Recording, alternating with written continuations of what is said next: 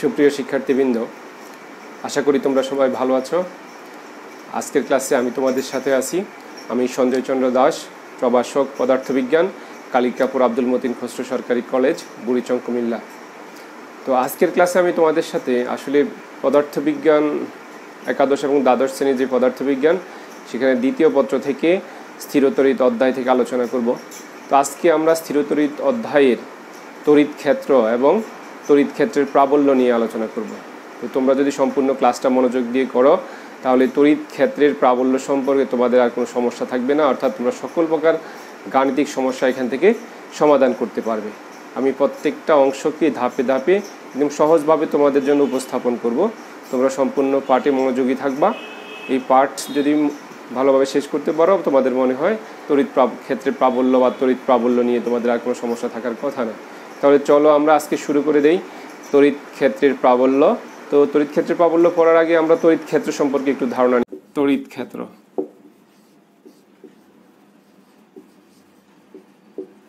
দেখো তড়িৎ ক্ষেত্র কি?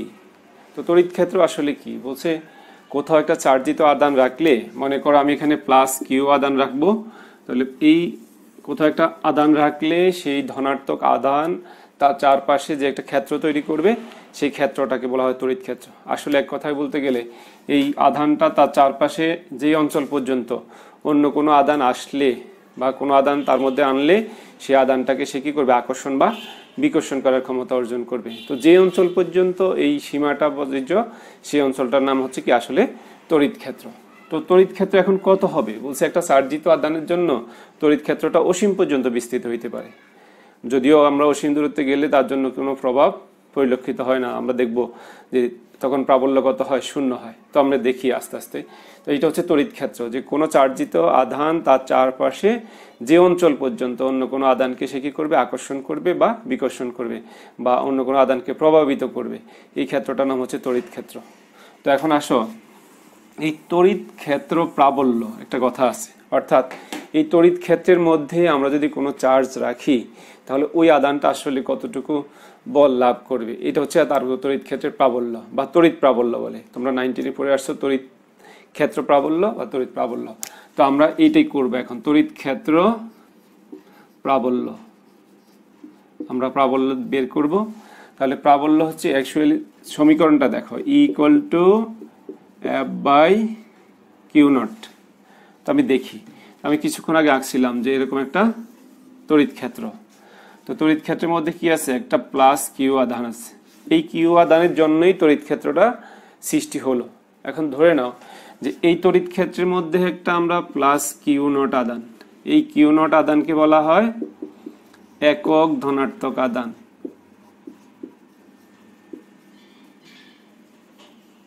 ওকে, একক ধনাত্মক আধান।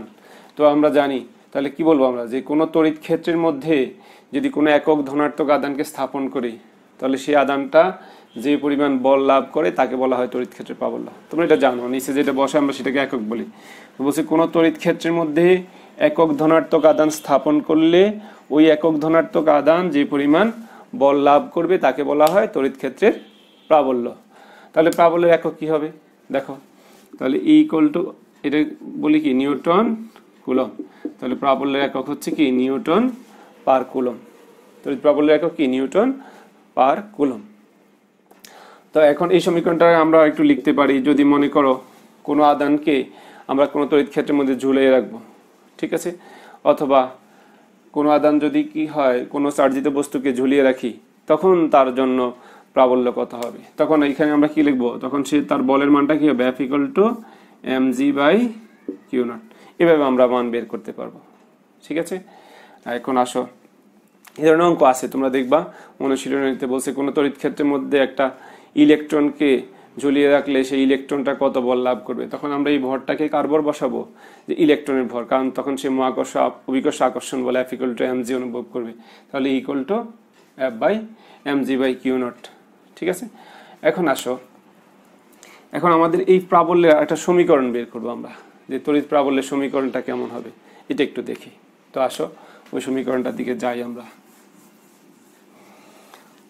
তোমরা লক্ষ্য করো, এটাকে আমি 1 নম্বর সমীকরণ দিই, E = F/Q0। আমরা এখন আসলে কি করব, যে তড়িৎ প্রাবল্যের সমীকরণ বের করব।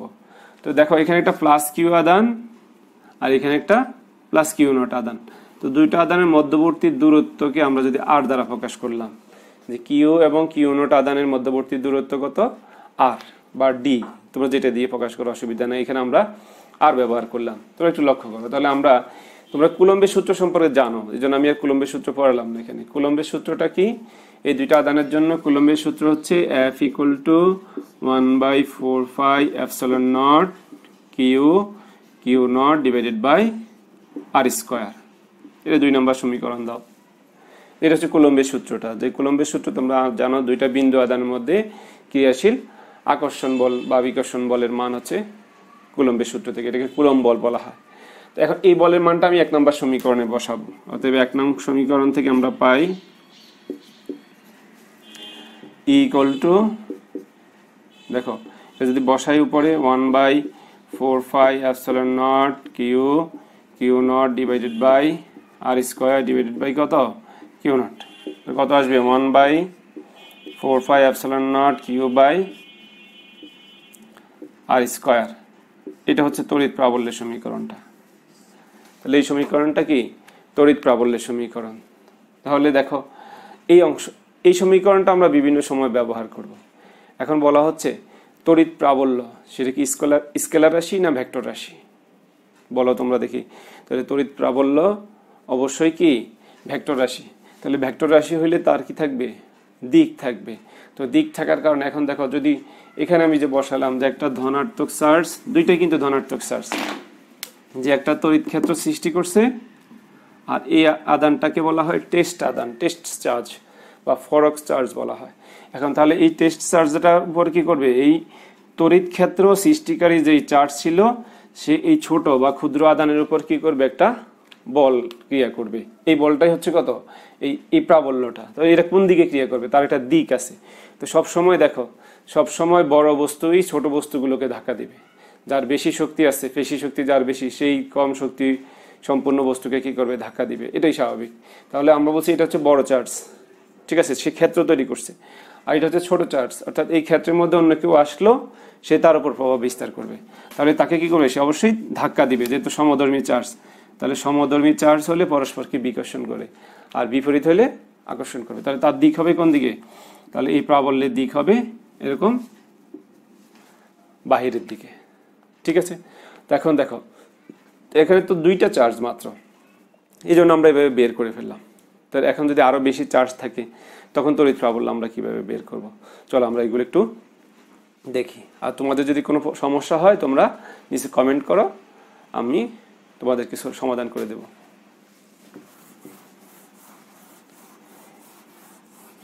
এখন আসো, এই তড়িৎ প্রাবল্য যেহেতু ভেক্টর রাশি, সুতরাং তড়িৎ প্রাবল্যের অনেকগুলো শর্ত আছে। তো এই শর্তগুলো আমরা এখন প্রয়োগ করব ধাপে ধাপে, তোমরা একটু লক্ষ্য করলে দেখতে পারবা।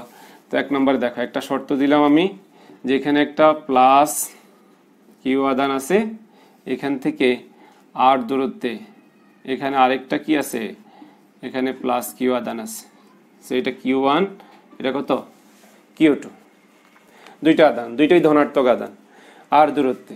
তাহলে এখন তোমাকে যদি বলা হয় এদের মধ্যবর্তী একটা বিন্দু হচ্ছে পি বিন্দু, তাহলে এই পি বিন্দুর উপর তড়িৎ প্রাবল্য কত হিসাব করো, পি বিন্দুর উপর তড়িৎ প্রাবল্য কত হিসাব করবা। তো দেখো, তো এখানে তোমাদের যেটা মনে রাখতে হবে, আমরা যেই বিন্দু প্রাবল্য হিসাব করব, আমরা বলছিলাম যেই বিন্দুর প্রাবল্য হিসাব করব সেই বিন্দুতে সবসময় কি চার্জ থাকে, একটা একক ধনাত্মক চার্জ। মনে রাখতে হবে, যেই বিন্দু প্রাবল্য হিসাব করব সেই বিন্দুতে একটা একক ধনাত্মক চার্জ থাকবে, ঠিক আছে, +1 প্লাস চার্জ। তাহলে মনে করো এই বিন্দুর উপর একটা কি আছে, একটা +1 আদান আছে, সেটা মনে করে নিতেই হবে তোমাকে। তাহলে দেখো, এই প্লাস চার্জ এই প্লাসটাকে বিকর্ষণ করবে, আর এই প্লাসকে কি করবে, বিকর্ষণ করবে। তাহলে এই দুইটা চার্জের মধ্যবর্তী কোণ কত হবে, অর্থাৎ এই প্রাবল্য আর এই প্রাবল্যের মধ্যবর্তী কোণ কত ডিগ্রি, মধ্যবর্তী কোণ হচ্ছে 180 ডিগ্রি, ঠিক আছে, মধ্যবর্তী কোণ 180 ডিগ্রি। তাহলে এই চার্জের জন্য তুমি যদি এই দূরত্বটাকে x ধরো, তাহলে এই দূরত্বটা কত হবে, r - x। দেখো এখন দেখো তাহলে E1 কত, E1 সমান সমান 1/4 pi epsilon not Q1 by x square, আর E2 কত হবে, E2 সমান সমান 1/4 pi epsilon not Q2 divided by r minus x whole square. তাহলে লব্ধি প্রাবল্য কত হবে, তোমরা কিভাবে বের করবা, তোমরা ভেক্টরের সূত্র জানো, ভেক্টরে আমরা পড়ছিলাম r equal to root over of p square plus q square plus twice pq cos alpha. তাহলে ঠিক এখানে আমরা একই প্রসেস করব।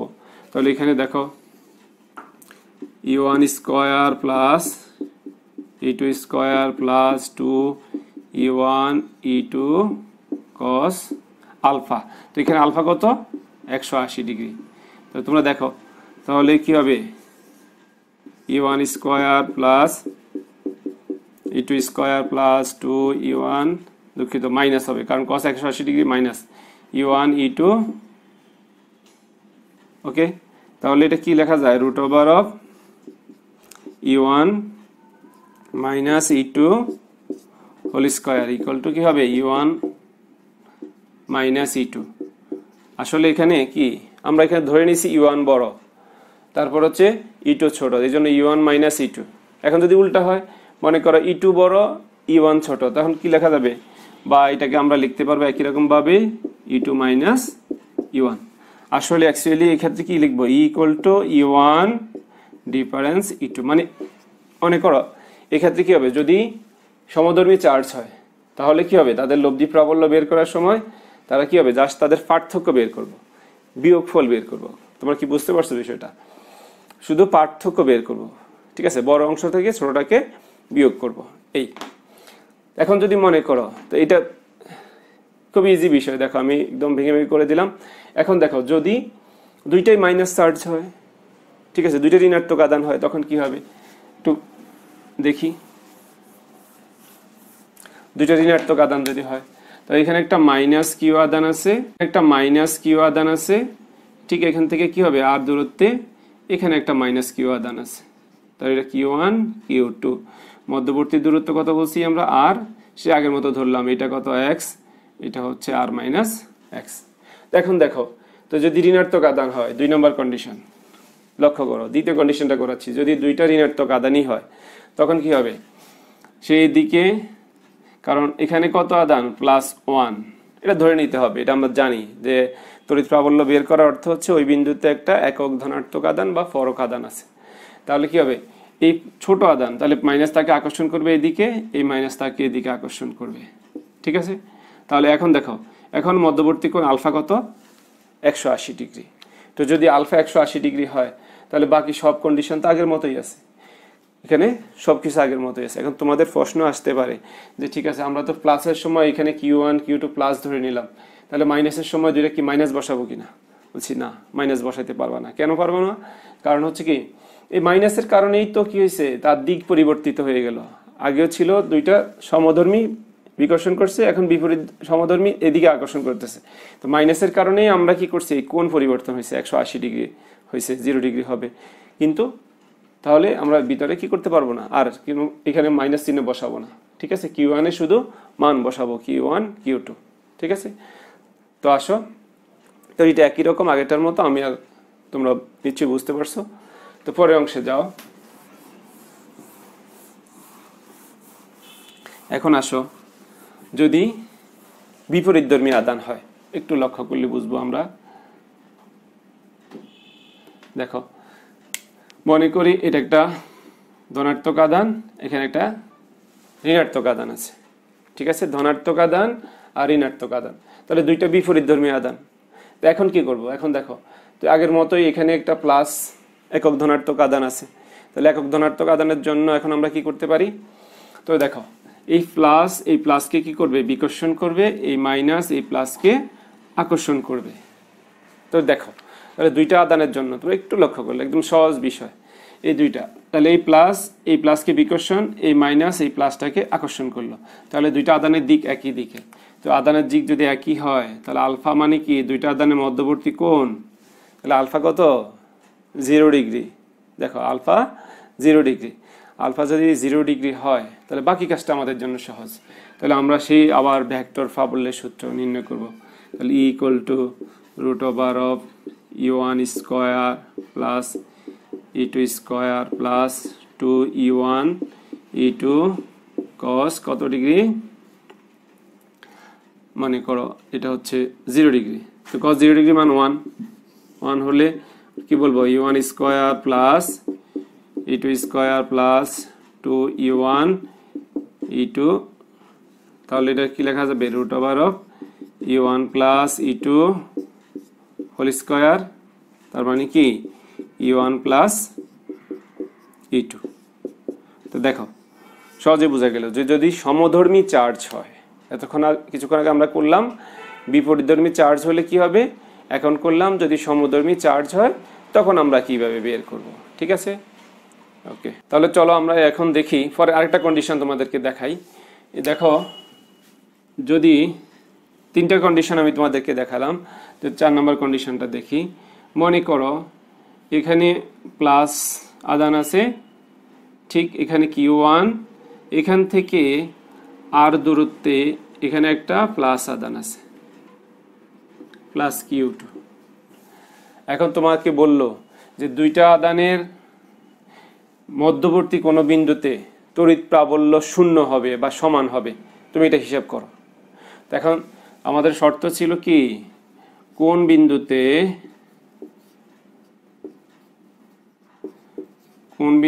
প্রাবল্য 0 বা সমান হবে। ঠিক আছে, এমন একটা বিন্দু বাইর করতে হবে মাঝখানের, যে বিন্দুতে তড়িৎ প্রাবল্য 0 বা সমান হবে। তো আমরা ধরে নিলাম যে এই বিন্দু থেকে x দূরত্বে, এই বিন্দু থেকে r মাইনাস x দূরত্বে একটা বিন্দু হচ্ছে P, এই P বিন্দুতে আসলে তড়িৎ প্রাবল্যটা 0 হবে, আগের মতোই কন্ডিশন। তাহলে এখন দেখো এখন কি হবে, তো E1 তো আমরা কিছুক্ষণ আগে বের করলাম, E1 = 1/4πε0 Q1/x স্কয়ার, আর E2 = একইভাবে 1/4πε0 Q2/x স্কয়ার। এখন দেখো তাহলে লব্ধি প্রাবল্য কত হবে, প্রশ্ন মতে, প্রশ্নে বলা আছে, প্রশ্ন অনুসারে দেখো, প্রশ্ন অনুসারে আমরা কি করতে পারবো, প্রশ্ন অনুসারে E1 = E2, মানে তোমরা এখানে অ্যাকচুয়ালি x এর মান বের করবে, x what, x এর মান কত, অর্থাৎ এই Q1 চার্জ থেকে x দূরত্বে কোন বিন্দুতে তড়িৎ প্রাবল্যটা 0 হবে, তাহলে E1 = E2। তাহলে এখন তুমি কি ধরে নিবে দুইটা সমান, E1 = E2 মান বসালে আমরা এই x এর মানটা এখান থেকে ক্যালকুলেশন করে বের করতে পারবো। সহজ, এটা নিশ্চয়ই পারবা, এটা নিয়ে সমস্যা হওয়ার কথা না। তারপরে আসো আমরা পরের অংশে যাই। এখন এটা হচ্ছে সমধর্মী চার্জ, ঠিক একই রকম যদি দুইটা মাইনাস চার্জ হয় তো তুমি কি করবা, একই কন্ডিশন, জাস্ট মাইনাস হবে, কিন্তু এতে তোমার দিকের কোনো পরিবর্তন হবে না। মাইনাস চার্জ হোক, এখানে কিন্তু আমরা বলছি বারবারই যে এখানে মাইনাস চার্জ না প্লাস সেটা ফ্যাক্টর না, আমরা Q1 Q2 মানের কোনো পরিবর্তন করব না। Q1 মানে মানের পরিবর্তন বলতে আমরা কোনো ঋণাত্মক চিহ্ন ব্যবহার করব না, সবসময় ধনাত্মক চিহ্ন। ঠিক আছে, তারপরে আসো, এখন যদি এমন হয় যে 5 নম্বর কন্ডিশনটা দেখো, এখানে একটা প্লাস আদান আছে আর এখানে একটা মাইনাস আদান আছে। এখন তোমাকে বললাম যে ঠিক আছে, এখন তার কোন বিন্দুতে তড়িৎ প্রাবল্য, আগের মতো কোন বিন্দুতে তড়িৎ প্রাবল্য 0 বা সমান হবে। এখন দেখো আগে ছিল কি, এটা প্লাস চার্জ, তো আমাদের যে বিন্দুর প্রাবল্য 0 সমান হবে, এটা যদি +1 আদান হয় তাহলে এই প্লাস তাকে কি করবে, বিকর্ষণ করবে, এই প্লাস তাকে এখানে বিকর্ষণ করবে, ফলে দুই দিক থেকে দুইজন একটা বস্তুকে ধাক্কা দিচ্ছে, তাহলে মাঝখানে যে আছে সে কি হবে, বল অনুভব করবে না যদি সমান বলের হয়। এই কারণে তার কাছে মনে হবে যে দুই দিকের প্রাবল্যটা সমান। অথবা যদি মাইনাস চার্জ বসালে কি হইতো, একটা চার্জ তাকে এদিকে টানতো আর একটা এদিকে টানতো, ঋণাত্মক চার্জ হইলে। দেখো দুইটা, একটা মাইনাস, এখানে আরেকটা মাইনাস আদান আছে, তাহলে এখানে +1 আদান থাকলে সে তাকে এদিকে টানবে, এদিকে টানবে, তখন তার কাছে মনে হবে কি, দুই পাশ থেকে দুইজন টানতেছে, তুমি যদি তোমার দুই বন্ধু তোমাকে দুই পাশ থেকে টানলো, তুমি মাঝখানে কি হবে, একদম নিজেকে হালকা অনুভব করবে, না কেউ টানে না, কারণ দুইজন সমান বলে টানে, তাহলে লব্ধি বল 0 হবে। ঠিক এইখানেও এমন হবে, কিন্তু যখন একটা প্লাস একটা মাইনাস হয় তখন কি হবে, প্রশ্ন হচ্ছে এটা আমাদের। ঠিক আছে, তো চলো আমরা এটা, তো বিপরীতধর্মী চার্জ কেমন, একটা প্লাস আদান একটা মাইনাস আদান হয়, তখন তার যদি কোনো বিন্দুর উপর যদি বলা হয় প্রাবল্য 0 বা সমান, তখন তুমি কি করবা আসলে, তো বলছে দেখো এখন সমধর্মী চার্জ তো আমরা ধরে নেই যে মাঝখানে একটা +1 আধান আছে, তাহলে এই প্লাসকে কি করবে, বিকর্ষণ করবে, এই মাইনাস এই প্লাসকে আকর্ষণ করবে। তাহলে এখন দেখো তো কিছুক্ষণ আগে যখন ছিল দুইটা প্লাস আদান ছিল, তখন প্লাস আদান পরস্পরকে বিকর্ষণ করার কারণে এখানে মাঝখানে যে আদানটা ছিল সে হয়তো কোনো বল অনুভব করে নাই, তখন আমরা বলছি প্রাবল্য তার উপর শূন্য বা সমান। এখন দেখো এখন যদি সে এমন হয় তাহলে কি হবে, দুইটা আদানই তাকে একই দিকে টানতেছে, একই দিকে আকর্ষণ করতেছে, তাহলে কি হবে, সে এই মাঝখানে কোনো বিন্দুর উপর প্রাবল্য কি শূন্য বা সমান হবে, বলছে না, মাঝখানে কোনো বিন্দুর উপর তড়িৎ প্রাবল্য তার কখনো শূন্য বা সমান হবে না। তাহলে তার তড়িৎ প্রাবল্য শূন্য বা সমান হবে কোথায়, তাহলে বহিস্থ কোনো বিন্দুর উপর। তাহলে বহিস্থ কোনো বিন্দু কি, মনে করো ধরে নেই আমরা এই বিন্দুর উপর তার তড়িৎ প্রাবল্যটা শূন্য হবে, এই বিন্দুটা আমরা ধরলাম প্রি বিন্দু। তাহলে এই বিন্দুর দূরত্ব কত হবে, এখান থেকে এই বিন্দুর দূরত্ব হচ্ছে x, ঠিক আছে। তাহলে এই বিন্দু দূরত্ব হচ্ছে x, তাহলে এই q1 আদানের জন্য প্রাবল্য কত হবে, E1 সমান সমান 1/4πε0 q1 divided by r plus x whole square.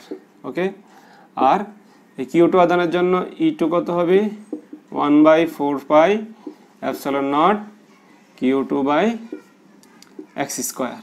আর এই ক্ষেত্রে হয় কি দেখো, এখানে যদি আমরা প্লাস আদানটাকে ধরি এখন, তাহলে কি হবে, এই মাইনাস এই প্লাস আদানটাকে এদিকে আকর্ষণ করবে, তো ধরলাম এই মাইনাস এই প্লাস আদানটাকে এদিকে আকর্ষণ করবে, এটা হচ্ছে E2, আর এই প্লাস আদান এই প্লাসকে বিকর্ষণ করলে তার দিক হবে কত, এদিকে E1।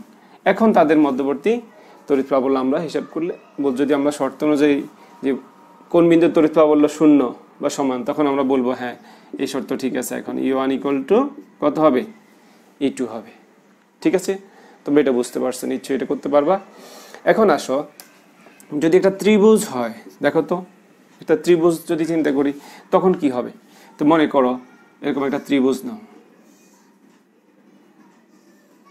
আমরা ধরে নিলাম এটা একটা সমবাহু ত্রিভুজ, সমবাহু ত্রিভুজ এ বি সি।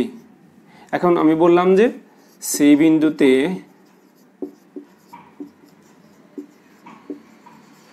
প্রাবল্য ও দিক নির্ণয় করব, টার্গেট হচ্ছে সি বিন্দুর প্রাবল্য এবং দিক নির্ণয় করব। তাহলে সি বিন্দুতে আমাদের কি হবে, লব্ধি প্রাবল্য বের হবে। তাহলে দেখো তো ধরে নিই এখানে একটা প্লাস কিউ আদান আছে, এখানে একটা প্লাস কিউ আদান আছে, ঠিক আছে, দুইটা ধনাত্মক আদান। তো দুইটা ধনাত্মক আদানের জন্য আমাদের কি হবে, তাহলে সি বিন্দুর প্রাবল্য বের করব। এখন আমরা বলছি এটা হচ্ছে এখানে একটা +1 আদান আছে, তো +1 আদান থাকলে এই প্লাস একে কি করবে, বিকর্ষণ করবে এদিকে, তো ধরলাম এটা হচ্ছে E1, আবার এই প্লাস তাকে বিকর্ষণ করবে, তাহলে এর দিক কোন দিকে হবে, এদিকে, এটা হচ্ছে কত, E2। তাহলে লব্ধিটা কোন দিকে হবে, এ বরাবর হবে লব্ধি E। এখন দেখো আমরা বলছি ধরে নিতে যে এটা একটা সমবাহু ত্রিভুজ, তো যদি সমবাহু ত্রিভুজ হয় তাহলে তার একটা কোণ মান কত হবে, 60 ডিগ্রি 60 ডিগ্রি, তাহলে আলফা ইকুয়াল টু কত ডিগ্রি, এখানে আলফা ইকুয়াল টু হবে 60 ডিগ্রি। ওকে, আর E1 কত হবে, E1 = হচ্ছে 1/4πε0 q বাই r স্কয়ার। আর যেহেতু E1 আর E2 এখানে সমান, সুতরাং E2 কি হবে, E2 একই আসবে, তোমরা করে ফেলো, এটাই হবে E2 = 1/4πε0 q by r square.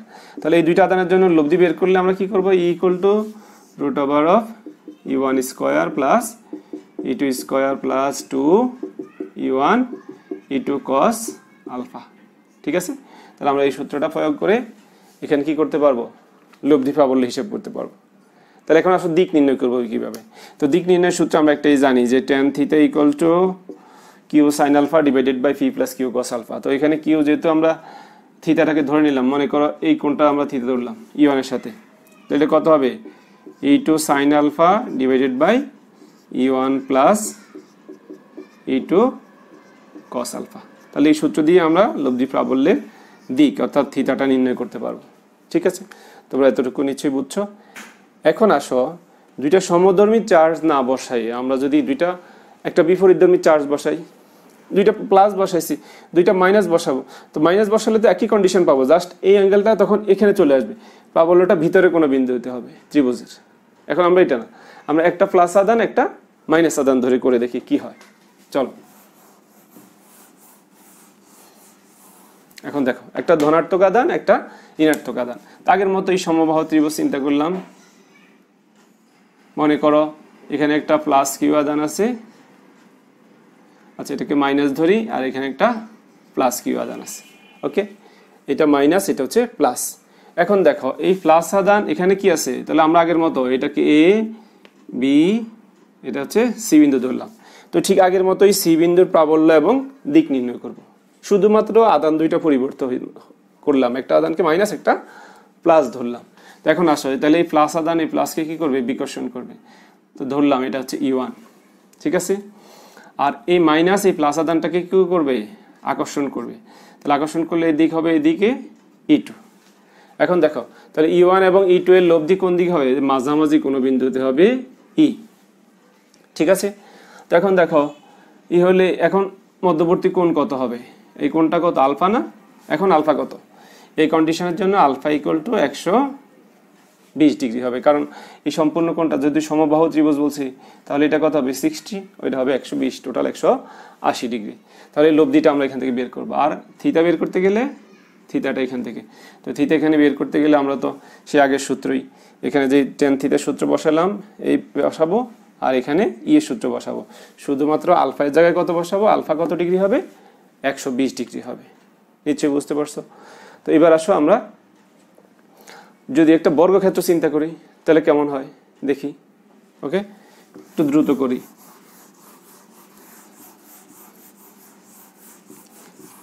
এখন দেখো একটা বর্গক্ষেত্র, দ্রুত করব, তোমরা খেয়াল করবে। মনে করো এখানে প্লাস কিউ আদান আছে, এখানে একটা প্লাস কিউ আদান আছে, এখানে একটা প্লাস কিউ আদান আছে। ওকে, বর্গক্ষেত্র যেহেতু সব প্রত্যেক বাহু সমান, তাহলে এই প্লাস এখানে একটা কত আদান ধরবো, এখানে একটা +1 আদান। তাহলে এই প্লাস কি করবে, তাকে এদিকে বিকর্ষণ করবে, এটা এদিকে বিকর্ষণ করবে। ওকে, তো দুইটার জন্য মনে করো E1 E2 পাবো। তাহলে তাদের লব্ধিটা কোন দিকে, ই এদিকে। তো এদের মধ্যবর্তী কোণ কত, আলফা এখানে 90 ডিগ্রি। তো আলফা যদি 90 হয় তাহলে আমরা সূত্র কি, equal to √of E1 square plus E2 square plus E1 E2 cos alpha. Okay, তার মানে কি √of E1 square plus E2 square. ঠিক আছে, এটুকু আমাদের জানা ছিল। 90 হলে এটা হয় cos 90 ডিগ্রি মান 0। এখন দেখো কিন্তু এই আদানটা তো থেকে গেল, তাহলে এই আদানটা আমরা ব্যবহার করব না। তাহলে এই আদানের জন্য আবার এই +1 আদানের উপর এই আদানটা কি করবে, আবার আরেকটা বল ক্রিয়া করবে। তাহলে এখন দেখো তাহলে এই প্রাবল্য এইদিকে, তাহলে এখন ই সে ধরি এটাকে ই প্রাইম, তাহলে ই প্রাইম আর ই এখন দুইটা মধ্যবর্তী একই দিকে না। তো এখন এই দ্বিতীয় শর্ত অনুসারে আলফা ইকুয়াল টু কত, 0 ডিগ্রি। তাহলে লব্ধি প্রাবল্য কত হবে, ই ইকুয়াল টু মনে করো ই ডাবল প্রাইম লিখলাম, ই ডাবল প্রাইম কত হবে, ই প্রাইম প্লাস ই।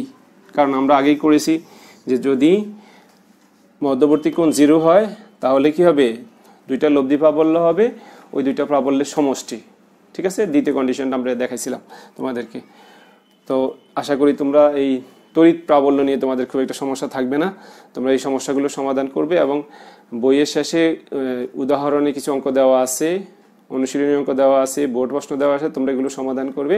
সুপ্রিয় শিক্ষার্থীবৃন্দ, আজকের ক্লাস এই পর্যন্তই। তোমাদের সবাইকে ধন্যবাদ। সবাই বাসায় থাকো এবং নিরাপদে থাকো।